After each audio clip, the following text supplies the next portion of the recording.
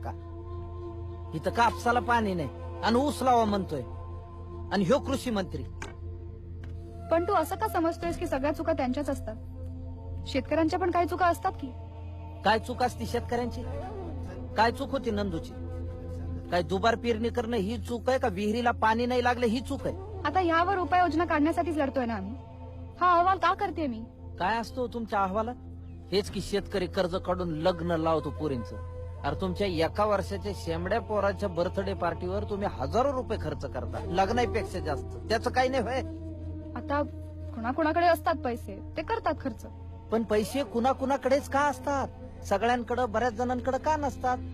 आमच्या बटाट्याला 2 रुपये भाव आणि तुम्ही 4 वेफर पाकिटात टाकून 10 रुपयाला विकणार. आमचा कांदा सडला तरी विकला जात नाही आणि शहरात कांदा भेटत नाही, असं का?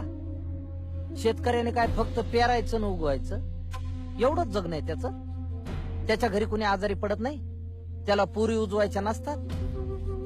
दरवर्षी 5-50 हजार रुपये मातीत टाकून दाखवा. पाऊस येईल का? बियाणं चांगलं मिळेल का? पीक चांगलं येईल का? भाव चांगला राहील का? काही माहित नसतं. आणि असं असताना हजारोचं खत आणि बी बियाणं मातीत टाकून आयुष्याचा जुगार खेळणं जमल तुम्हाला मॅडम?